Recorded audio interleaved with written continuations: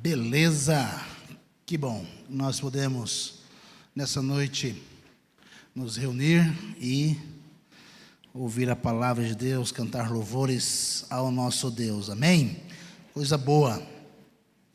Nós vamos começar então uma caminhada em alguns domingos, não é? Sobre essa perspectiva, né? Ame a sua igreja.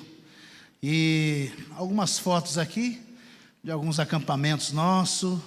Essa foto aqui foi de ontem à tarde, né? A SAF reunida, o Ministério das Mulheres aqui. Aqui nós temos uma foto antiga, essa aqui é de 1500, mais ou menos. Essa é antiga, viu? Mas tem gente que está aqui que está aí, viu? Depois eu vou mandar ela. O Zé Dias está. O Zé Dias está aqui. Ele está bem na pontinha aqui, é pequeno aqui. Aqui tem uma foto do tempo da pandemia, alguns com máscara. Aqui nós temos uma foto na tenda, nossas festas, que foi o aniversário da igreja. Aqui tem uma foto de um discipulado com homens, às segundas-feiras. E como é bom nós vermos fotos, né, da igreja reunida, do povo de Deus reunido. E isso motiva o nosso coração, saber que foi pela igreja que Cristo deu a sua vida. E a igreja, e nós devemos dar a vida pelos irmãos, né? Grande responsabilidade a nossa. Então nós vamos trabalhar. Abra sua Bíblia, Efésios capítulo 2, versículo 11 ao 22. Nós vamos fazer a leitura desse texto.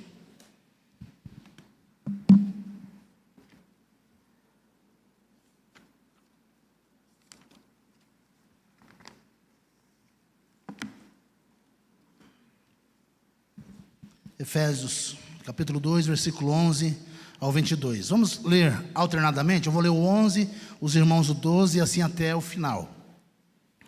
Diz assim, Efésios capítulo 2, versículo 11 ao 22. Leitura alternada. Portanto, lembrai-vos de que outrora vós gentios na carne, chamados em circuncisão por aqueles que se intitulam circuncisos na carne, por mãos humanas.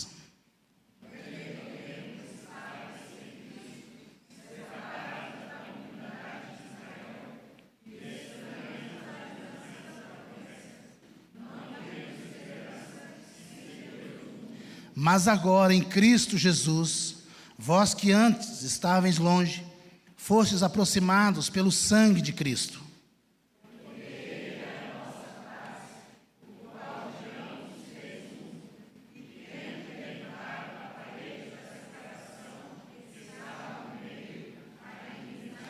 Aboliu na sua carne a lei dos mandamentos na forma de ordenanças, para que dos dois criasse em si mesmo um novo homem, fazendo a paz.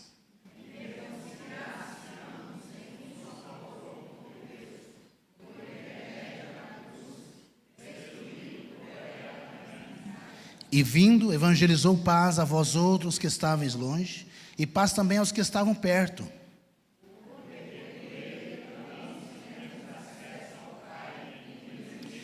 Assim já não sois estrangeiros e peregrinos, mas concidadãos dos santos, e sois da família de Deus.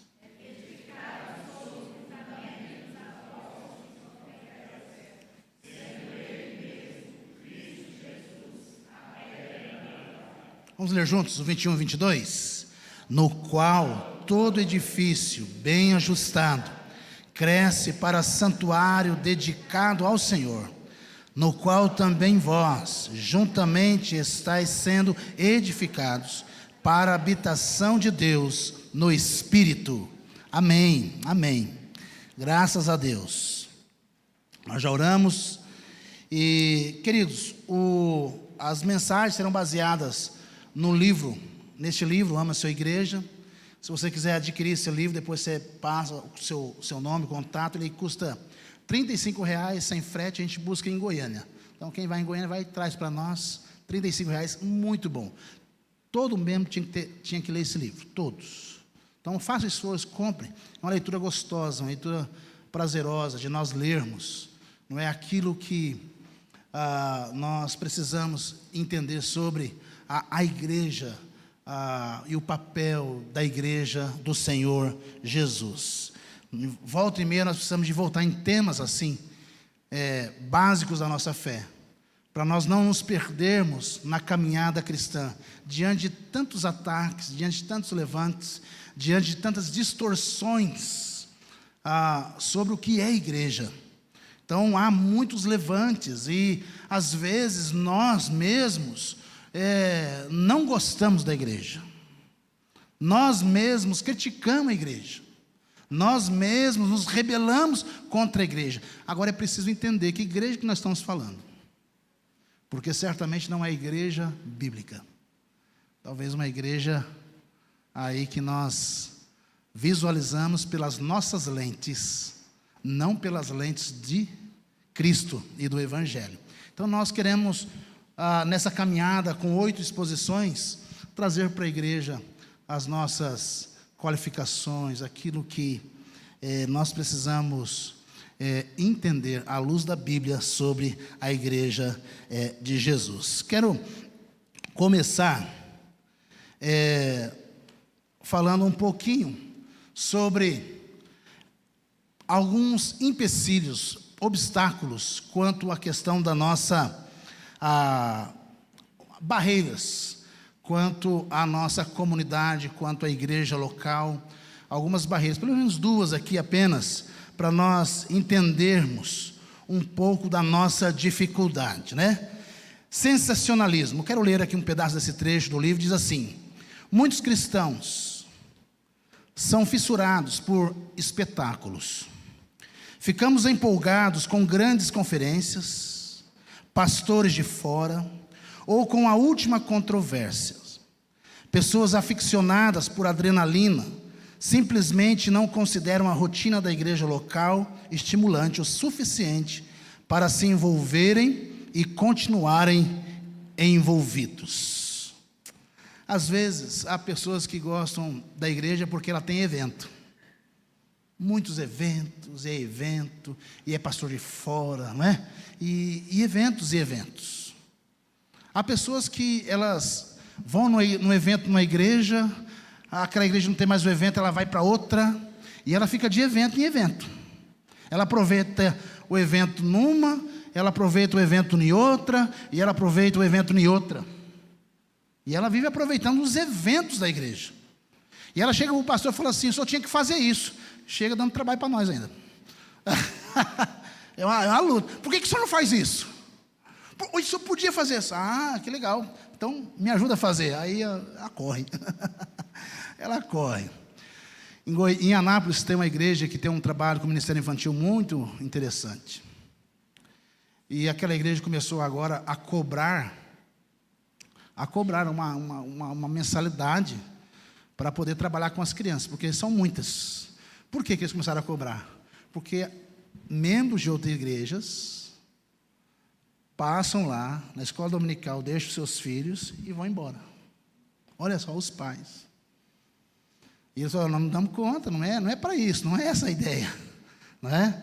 Mas infelizmente, porque eles gostam do evento e não se contenta na vida rotineira da igreja, naquilo que a igreja vive todos os dias. Uma coisa é você participar de uma conferência missionária, e você vai ficar empolgado, você vai ver pastores falando do campo, você vai observar coisas maravilhosas demais. Uma coisa é participar disso, outra coisa é você ir para o campo missionário. Uma coisa é você chegar e pegar a igreja organizada, limpa, arrumada, as coisas nos lugares. Outra coisa é você passar os dias da semana aqui preparando para o culto do domingo. A vida não é muito romântica no ministério. Então, há pessoas que gostam só do sensacionalismo.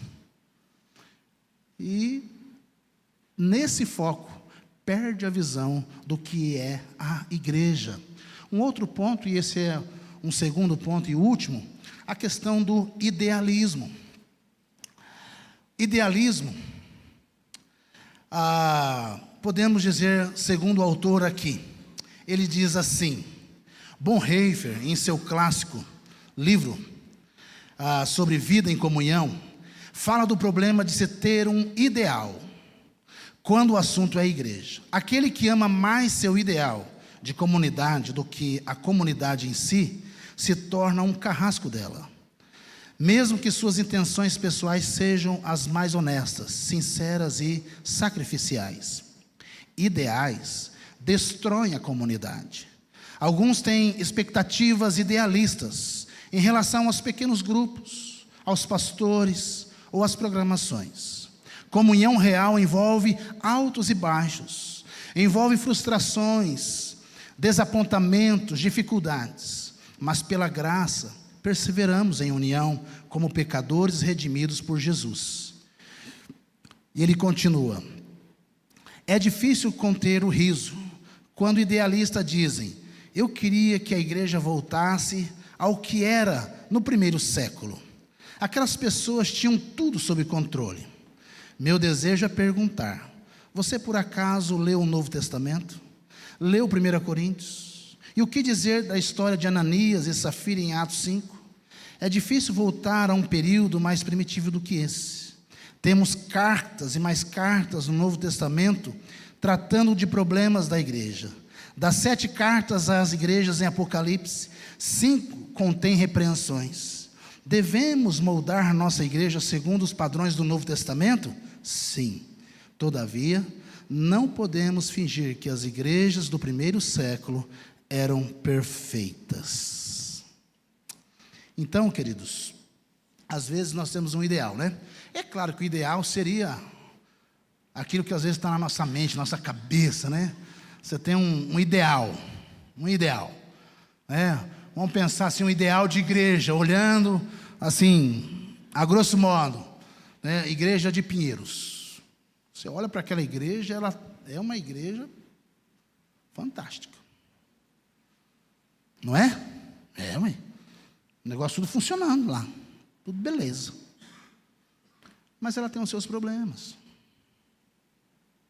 Vai lá. Vive a vida da igreja. Você vai ver que tem as suas dificuldades, tem as suas lutas. Então o ideal, às vezes, é só para nós. E às vezes esse ideal de igreja nunca vai acontecer, e não vai mesmo.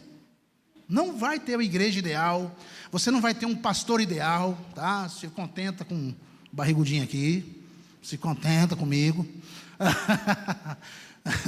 Se contenta, é isso que você tem.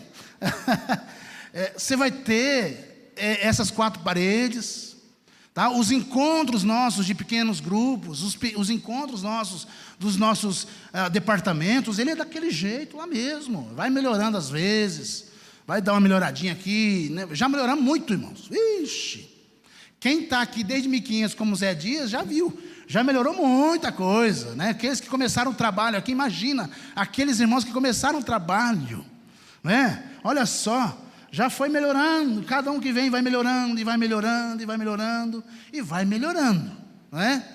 Algumas coisas vai piorando também. Igreja, não existe igreja ideal. Ideal destrói os nossos relacionamentos. Põe isso na sua cabeça. Ideal destrói. Não olhe para o ideal, olhe para o real e veja a graça de Jesus na sua vida e através da sua vida.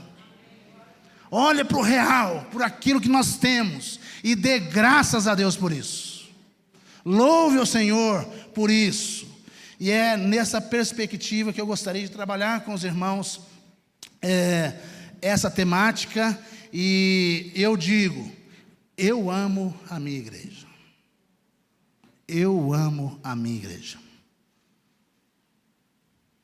Eu amo a minha igreja. Há irmãos aqui que estão desde o início do trabalho, mais de 25 anos. E nesses 25 anos, eu pude estar presente, e eu amo a minha igreja. Eu amo ela, do jeitinho que ela é, com as suas falhas, com as suas dificuldades. Eu amo ela. Vi as mudanças, vi muitas coisas acontecerem, e eu amo ela. Por que eu amo essa igreja? E eu queria que você pudesse entender. Leia comigo: eu amo a minha igreja. Por quê? Porque ela pertence à família de Deus. A minha igreja pertence à família de Deus. Olha, e quando nós falamos de família, gente, é assim mesmo. Nossa família é muito unida, mas também muito agitada. Lembra da musiquinha lá do... Nossa família é unida, mas também tem muito problema. Família é assim mesmo. Família é ou não é? Olha lá para a sua família de sangue lá. Olha os B.O. que tem. E volta e meia você tem que correr aqui, correr ali, juntar aqui, né, e tal. A família da fé, irmão, você acha que é diferente? Não é não.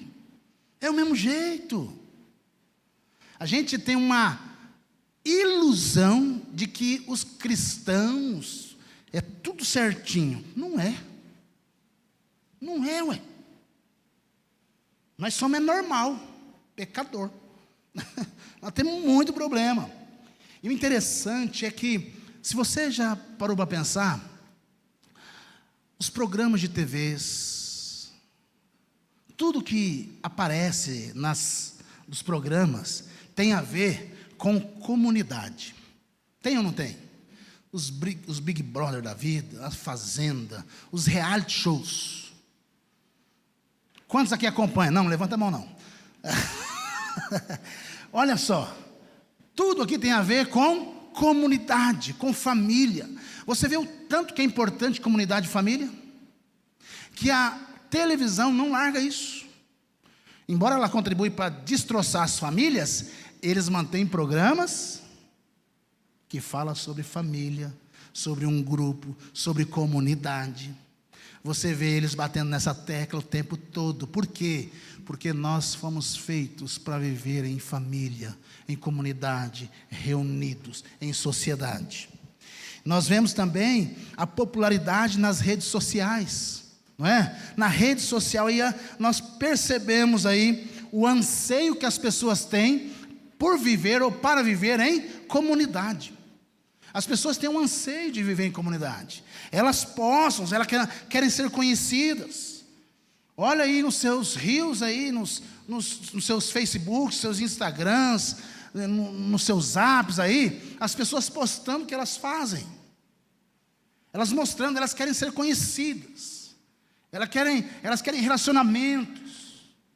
Elas querem se mostrar, não é? Muitas pessoas estão encontrando senso de comunidade nas academias. As academias não são mais os lugares para se exercitar, mas acaba virando um lugar onde elas se reúnem, onde elas se tornam amigas e relacionamentos.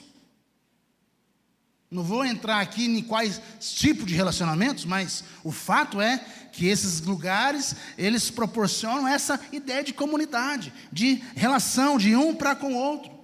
Quando você muda de cidade, quando você muda, vamos pensar, de bairro ou de escola com seus filhos, logo eles perguntam para você, não é? Será que eu vou conseguir fazer amizade? Pai, como é que será? Inclusive os pais se preocupam antes mesmo de mudar, se os filhos vão se adaptar. Como serão os novos amigos? Então nós temos essa preocupação o tempo todo com os relacionamentos. E aí eu te falo que, nesse sentido, Deus é quem nos deu anseio por comunidade. Deus nos deu o anseio por vivermos em relacionamentos e com família. Deus é quem colocou isso dentro do nosso coração. Um lugar onde esse anseio seja satisfeito. Falando biblicamente e dentro da perspectiva Ame a Sua Igreja, Deus, Ele nos deu este lugar. E esse lugar onde nossos anseios são satisfeitos, nossos relacionamentos são supridos, é a igreja de Jesus. Ele nos chamou para ser parte do seu povo, da sua família. E aqui nós desfrutamos desse relacionamento. Agora nós temos um problema, o problema é o pecado. O pecado, ele destrói, o pecado acaba com a nossa comunhão com Deus, acaba com a nossa comunhão com os outros. O pecado nos afasta, o pecado nos distancia, o pecado não nos deixa entrar em comunhão. O pecado, ele é um problema na nossa vida. O pecado, ele destrói completamente esses anseios de relacionamento e me faz ter uma visão diferente da qual o Senhor criou essa comunidade para nós nos relacionarmos. O pecado, ele é tão grave que ele distorce a visão bíblica da igreja. Ele é capaz de distorcer algo que é belo para algo terrível, para algo que é nojento, mesquinho, faccioso. O pecado tem o poder de fazer isso com a nossa visão, se nós não percebermos a beleza da igreja de Cristo. Se o pecado, por um lado, tenta romper e rompe a nossa comunhão com Deus e com as pessoas, por outro lado, Deus providenciou Cristo para que nós fôssemos reconciliados com Ele e reconciliados uns para com os outros. Deus preparou esse ambiente para que aqui neste lugar, homens e mulheres reconciliados com Cristo pudessem firmar, aliás, pudessem lutar para que essa paz não seja quebrada. Deus, ele firma essa unidade que nós temos de uns para com os outros na pessoa de Jesus. Essa unidade que temos, ela é firmada na pessoa de Cristo. Mas a responsabilidade de preservar a unidade é de quem? É minha, é sua. Não é do pastor, não é do presbítero, não é do oficial, não é do presidente. Não. Embora seja também, mas ela é muito mais, antes de ser dos outros, ela é minha. A responsabilidade de lutar por essa preservação da unidade. O Senhor Deus nos organiza em um lugar, e cabe a cada um de nós nos comprometermos em permanecer firmes nesta unidade, no lugar onde Ele nos colocou. Amém? Quero contar uma ilustração, que na realidade é uma história real que o livro traz. Na manhã de 12 de janeiro de 2007, um jovem vestindo calça jeans, camiseta e boné, ele tira um violino do estojo e começa a tocar. Seria apenas mais um artista se apresentando na estação de metrô. A pessoa, o jovem que estava tocando era esse rapaz aqui, Joshua Bell, considerado por muitos um dos mais notáveis violonistas da atualidade. O instrumento que ele tocou era um raríssimo Gibson, feito à mão em 1713 pelo renomado Antônio Stradivari, um dos violinos mais cobiçados do mundo, avaliado em 3,3 milhões de dólares. A música que Bell tocou naquela manhã foi Chaconne, Partita, número 2, em Ré menor, aclamada como a peça musical mais extraordinária da história. Qual foi a reação daquele público? Das centenas de pessoas que estavam passando por ali, apenas 7 pessoas pararam para ouvi-lo. Agitadas, apressadas, ensandecidas pela tirania da agenda. As demais perderam aquele preciosíssimo e gratuito espetáculo de sons que tanto fazem bem ao coração. O jornal Washington Post, que havia patrocinado aquela apresentação anônima, noticiou em matéria publicada em 8 de abril de 2007, que o objetivo daquela apresentação era avaliar o gosto, as prioridades e a percepção do público. A maioria das pessoas perdeu a oportunidade singular de ouvir uma apresentação de excelência por um dos maiores músicos contemporâneos. De semelhante maneira, a beleza da igreja tem sido ignorada por muitos que têm olhos, mas não enxergam. Os acordes da graça que o Espírito Santo tem produzido através da igreja de Cristo não estão encontrando ouvidos atentos. Nosso problema em não observar a beleza da igreja é por falta de entendimento bíblico sobre a natureza da igreja, sua origem, sua missão e seu destino. Queridos, às vezes nós não percebemos o local que Deus nos colocou. Não percebemos e não avaliamos a bênção e a maravilha que é pertencer ao povo de Deus, ao corpo de Cristo e uma igreja local. Nós estamos tão ocupados com as nossas coisas, com os nossos afazeres, e isso vai passando, vai passando, vai passando. E boa parte dos cristãos, ele tem uma visão distorcida, limitada, uma visão pequena, apequenada da igreja de Jesus, uma visão míope. Na cabeça, na ideia popular, a igreja, na ideia de muitas pessoas, a igreja, ela é associada ao quê? A esse prédio aqui, esse prédio de 4 paredes, a uma estrutura, a um CEP, a um endereço. Nesse sentido que nós falamos, que ela tem sido apequenada. A igreja não é essas paredes. A igreja não é esses bancos aqui. Não é isso que é a igreja. Isso não fala sobre a igreja. Não é um lugar onde a pessoa frequenta, o indivíduo frequenta. Para alguns é apenas um point de encontros. Para outros é o lugar onde eu vou buscar a bênção. Não é? Para muitas pessoas é o lugar onde vou receber uma oração forte. Vou lá para ouvir o homem de Deus. É uma visão muito apequenada do que é a igreja de Jesus. O entendimento errado sobre a igreja. E quando eu tenho um entendimento errado sobre a igreja, eu tenho uma tragédia na minha vida.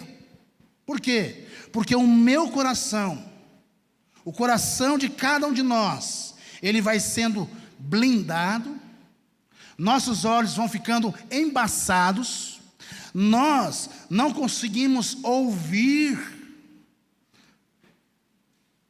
ver a graça de Jesus, porque a nossa visão de igreja é uma visão míope, apequenada, que nós reduzimos, às vezes, a um endereço, a um templo de 4 paredes. E este processo que os cristãos começam a perder de vista o entendimento bíblico sobre a igreja, é como uma mina, como uma erosão, vai sendo silencioso, devagar, pouco a pouco, lento, sutil. Só que essa visão míope, essa erosão, precisa ser contida urgentemente no nosso coração, na nossa vida, na nossa alma. Você precisa pensar diferente. Você precisa reavaliar. Porque há muitos cristãos com a visão apequenada que estão nos bancos das igrejas, infelizes com a igreja. E Martin Lloyd Jones, ele diz o seguinte, falando sobre igreja: cristãos infelizes são uma péssima propaganda para a fé. Um cristão infeliz, ele é uma péssima propaganda para a fé. Tem nada pior de alguém que fala mal de Cristo, de alguém que fala mal da sua noiva, de alguém que critica sem razão alguma o lugar que Deus preparou para ele servir a Deus. Queridos, nós temos as grandes afirmações por pessoas assim. Eles falam Cristo, sim. Igreja, Não, olha, e isso tem aumentado, tem crescido a igreja dos desigrejados, né? Infelizmente, e acontece, pessoas que foram machucadas na igreja, pessoas que fecharam o coração para a comunhão com os seus irmãos, pessoas que foram feridas, que sofreram algum tipo de decepção e se excluíram, e na ideia de se proteger, se isolaram dos seus relacionamentos. Pessoas que não querem mais abrir o coração para amar, não querem mais abrir o coração para compartilhar, porque foram feridas, há algo que está doendo dentro do coração. Mas o livro trouxe algo interessante, que ele disse assim, C.S. Lewis, num livro chamado Quatro Amores, ele nos adverte, dizendo o seguinte, que há somente 2 lugares, onde nós estaremos a salvos das decepções do amor. O primeiro lugar é no inferno, porque lá não haverá amor, ou seja, a ausência do amor. Um outro lugar que nós estaremos livres, ou na realidade, que nós podemos estar a salvos, é no céu, por causa da perfeição do amor. Ou seja, amar torna cada um de vocês, cada um de nós, vulnerável. Nós ficamos vulneráveis. É por isso que nós sofremos. Se você sofre por amor, se você está sofrendo, é por amor. Quem sofre por amor fica totalmente vulnerável, e é assim mesmo. A nossa vida é assim, o verdadeiro amor sofre. E a igreja, você precisa entender que a igreja é uma comunidade de pessoas justas, mas ao mesmo tempo o quê? Pecadoras. Quando você fala com alguém aqui dentro, você está falando com um cara que é justo, ou com uma pessoa que é justa, mas ao mesmo tempo você precisa entender que ela é pecadora, ela é falha, ela tem lutas, tem dificuldades. Então nós entendemos que os discípulos de Jesus são santos, são pecadores também. Eles têm as suas virtudes, mas eles também têm o quê? Os seus vícios, os seus problemas, as suas falhas, as suas limitações. E por conta disso, nós falhamos uns com os outros. Eu falho. Eu sou pecador, eu falho. Às vezes a gente falha com quem a gente deveria cuidar. Isso acontece dentro da nossa casa. Quantas vezes você falhou com seu cônjuge, que você deveria cuidar e não cuidou? Quantas vezes você falhou com seu filho, que você deveria cuidar e não cuidou? E aí você quer uma igreja perfeita?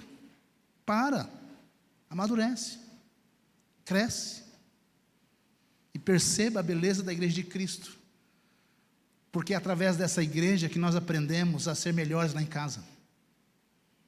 Ela nos ajuda a apontar as nossas dificuldades, nossas mazelas, não é? E a casa nossa se torna uma bênção na nossa vida. E nós temos uma igreja abençoada, porque há uma relação de troca, há uma relação de integridade. Nós somos uma família. E olha só, Tony Merida, ele traz uma frase interessante. Leia comigo. Igreja é uma via de mão dupla. Não queira só ser amado, mas ame também. Não queira só receber, mas doe também.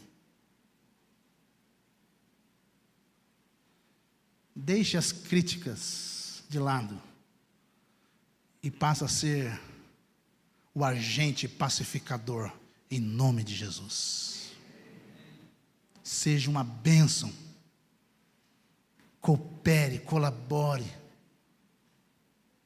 A mão direita não precisa saber o que a mão esquerda deu. Não precisa. faça-se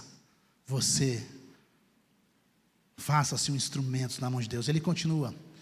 Vamos ler juntos? Ao mesmo tempo que você sofre pelos erros de alguém, por outro lado, alguém já sofreu por seus erros. Já pensou nisso?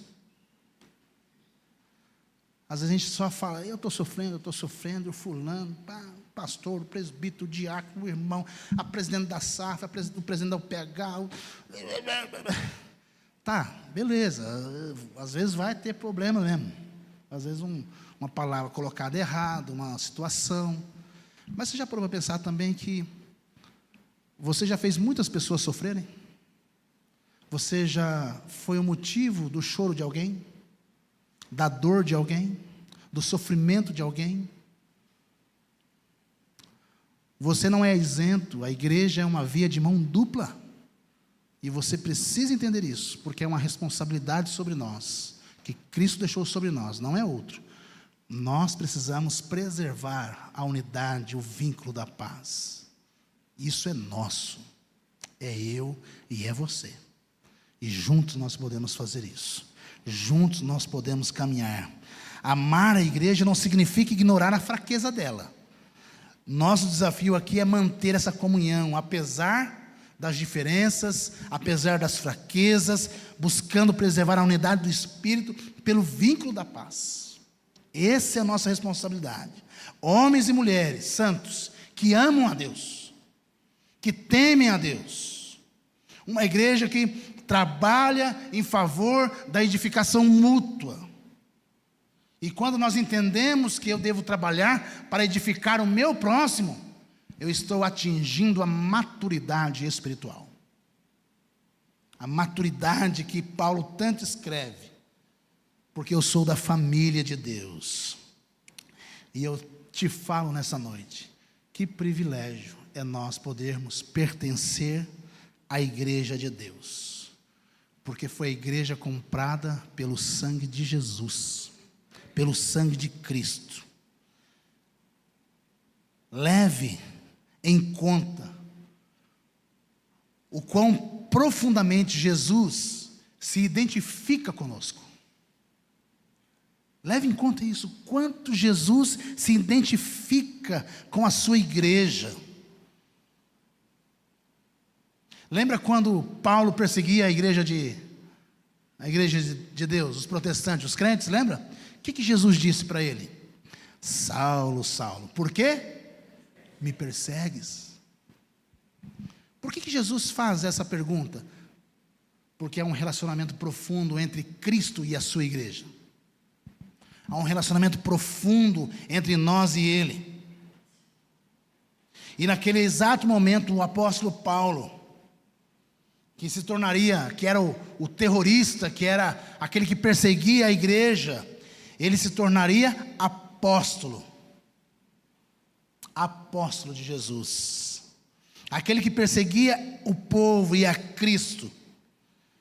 Aquele homem se tornou um amante da igreja, se tornou um defensor da igreja, porque a igreja tem a ver com Cristo.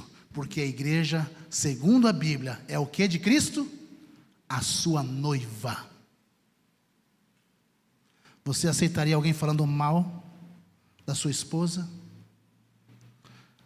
Você acharia bom alguém falando mal da sua noiva? Do seu cônjuge? Cristo morreu por nós. E Ele tem profundo relacionamento conosco. Quero finalizar trazendo uma segunda proposta. Por que eu amo a minha igreja? Vamos falar juntos? Porque nela a minha vida está sendo transformada. Amém? É nessa igreja que a minha vida está sendo transformada dia após dia. É nessa igreja. Quando nós lemos aqui o capítulo 2 de Efésios, versículo 11 em diante, nós vemos a transformação perfeita que Deus fez na nossa vida. Antes de Cristo, versículo 11 e 12, diz aí: Portanto, lembrai-vos de que outrora vós gentios na carne, chamados em circuncisão por aqueles que se intitulam circuncisos na carne, por mãos humanas, naquele tempo estavam que? Sem Cristo, separados da comunidade de Israel, estranhos às alianças da promessa, não tendo esperança e sem Deus no mundo. Essa era a nossa situação. A sua situação é uma situação terrível. Na realidade é o seguinte, é aquela pergunta que a gente sempre faz: o que eu preciso fazer para ir para o inferno? Nada, eu já nasço lá. Em pecado me concebeu a minha mãe. Eu já estou no inferno desde quando eu nasci. Não tem mais nada, eu não sei fazer nada. Eu não tenho que me gloriar porque eu estou aqui, mas eu preciso considerar onde eu estava e onde eu estou agora. Eu preciso considerar isso, porque se eu não considerar isso, eu não vou perceber a graça de Jesus na sua igreja, que é transformar a minha vida dia após dia, momento após momento, encontro após encontro, cultos após cultos. Nas segundas-feiras nós temos encontrado com alguns homens, um tempo de discipulado, segunda, quarta, sexta, encontro discipulado. Semanas à noite são cheias, graças a Deus, de trabalho. E discipulado, conversando. E na conversa com esses homens eu falo com eles assim: olha gente, é o seguinte, nós estamos caminhando aqui, mas se a gente não aplicar isso na nossa vida, não vai adiantar. Não, David? O David chega aqui e fala: pastor, que benção, aqui a semana aconteceu isso, uma benção, uma benção.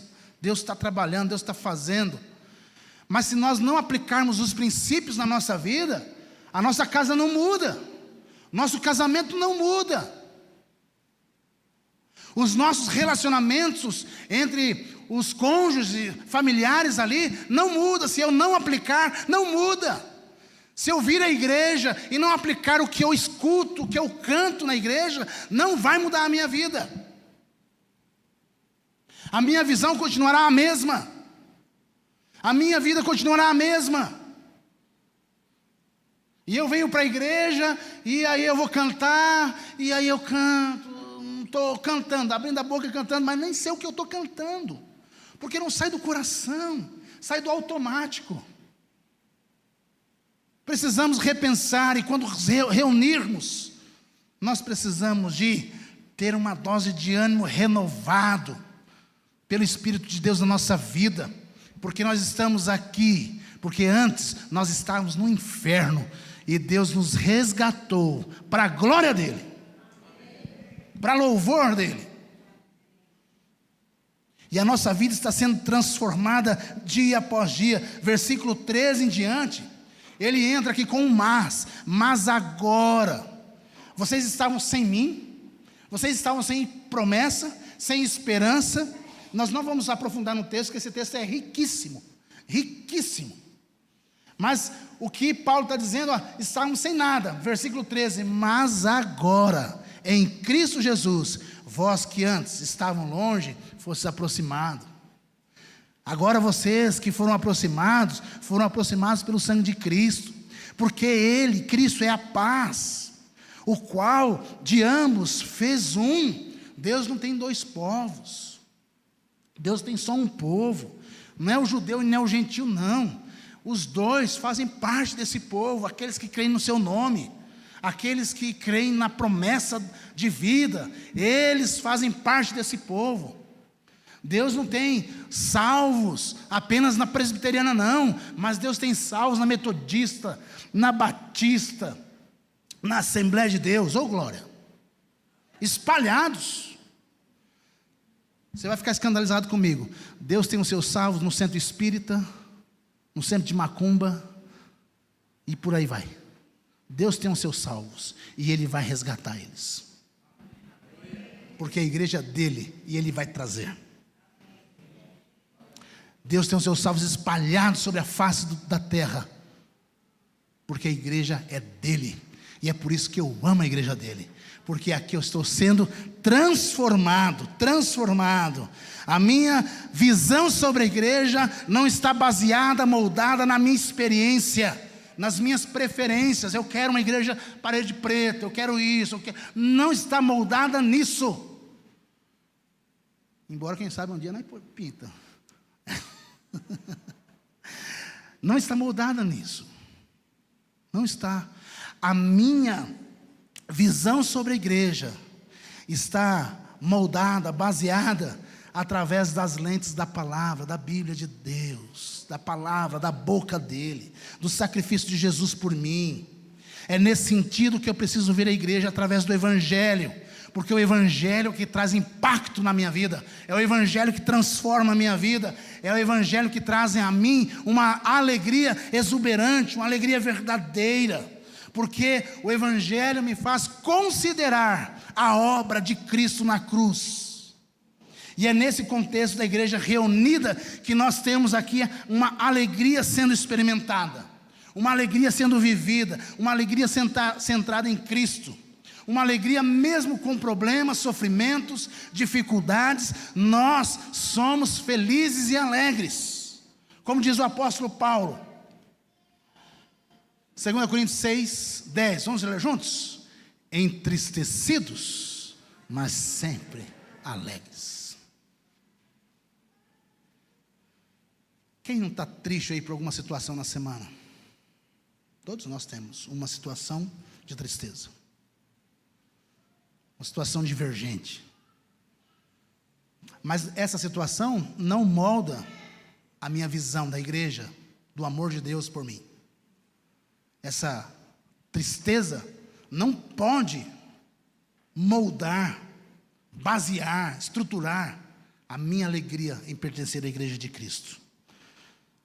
Porque a minha visão é através da palavra, o que ela diz quem eu sou, e onde eu estou, e a quem eu pertenço, quem eu fui, quem eu sou, para onde eu vou. É isso que baseia, é nisso que está fundamentada a minha vida, e por isso é um privilégio pertencer, parte do povo de Deus, fazer parte desta aliança, deste povo com Deus, daqueles que foram salvos mediante o arrependimento e fé, aqueles que creem na obra do Espírito Santo nas suas vidas, todos os dias.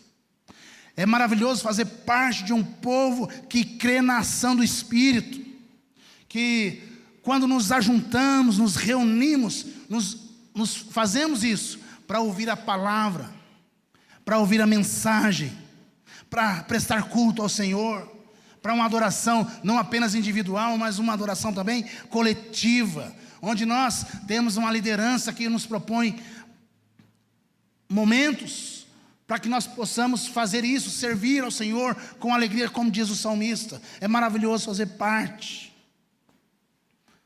como diz os textos recíprocos. É bom fazer parte dos uns aos outros. Dos uns aos outros. Queridos, nesse sentido, queria concluir com você nessa noite. Pertencer à igreja de Cristo. Pertencer significa dedicar a sua vida à missão de Cristo. Você pertence à igreja de Cristo? Você pertence à família de Deus? Então, dedique a sua vida nesta comunidade, ou na comunidade onde você pertence. Dedique tempo nessa comunidade centrada pelo Evangelho, onde você pode servir um ao outro com alegria, levando a missão de Cristo por onde Ele quer que você vá. Dedique tempo, dedique a sua vida, dedique a sua família, sirva ao Senhor com alegria. Pertencer significa que é a reunião dos crentes, onde nós nos reunimos para cultuar, testemunhar a obra de Deus. Gosto muito daquele cântico que fala assim: Deus está aqui, aleluia, tão certo como o ar que eu respiro, tão certo como a manhã que se levanta, tão certo como eu te falo e podes me ouvir. E tem outro que diz assim: o Espírito de Deus está aqui, operando em nossos corações, trazendo sua vida e poder, ministrando sua graça e amor. Os feridos de alma são curados, os cativos e oprimidos livres são, os enfermos e doentes são sarados, pois o Espírito de Deus está. É aqui que nós somos curados, restaurados para a glória de Deus. Pertencer significa: eu não sou um lobo solitário, eu tenho uma família de Deus para viver para a glória dele. Queridos, nós, quando nos reunimos neste lugar, preste atenção, quando nós nos reunimos neste lugar, ou onde quer que o Senhor nos reúna como igreja, nós devemos entender que nós estamos tornando conhecida a multiforme sabedoria de Deus. Nós estamos tornando conhecido a glória de Deus. Para quem? Para as pessoas, aquelas que nos virem, sim. Mas especialmente, os anjos celestiais nos assistem. Há os anjos maus e há os anjos bons. Então, quando nós estamos aqui reunidos, cantando, louvando o Senhor, a milícia celestial, os anjos de Deus, estão observando o ato glorioso, salvífico de Deus, vendo os salvos se reunirem para louvar ao Senhor, e eles ficam perplexos de poder ver isso. Uma igreja que canta, uma igreja que louva o Rei dos Reis e Senhor dos Senhores. Quando não fazemos isso, eles também falam, eles admiram: como é que você não pode cantar e louvar o Senhor? Porque eles estão diante de Deus ministrando 24 horas, o tempo todo, e eles estão vendo a realidade de um Deus que vive. E se eu não canto, se eu não louvo, há uma perplexidade diante deles, assim: como você não canta? Como você não louva o Deus que vive e reina eternamente? Mas quando a igreja se reúne, quando a igreja canta, eles também observam. E eles vêm. Agora os anjos maus também vêm. Mas quando eles escutam a igreja cantando, reunida, jubilando, eles temem e eles tremem quando eles olham para o ajuntamento, porque eles sabem que eles já foram derrotados na cruz. E que a igreja caminha firme, vitoriosa, porque ela é vitoriosa por causa de Cristo Jesus. Que Deus nos abençoe nessa noite. E eu converso e eu quero que você leve isso para casa. Eleve o seu conceito de igreja. Eleve o seu conceito de igreja. Não trate a igreja como se fosse irrelevante. E lembre-se quem você era e o que você é agora. E por último, ore regularmente pela sua igreja. Amém? Eu gostaria que você fechasse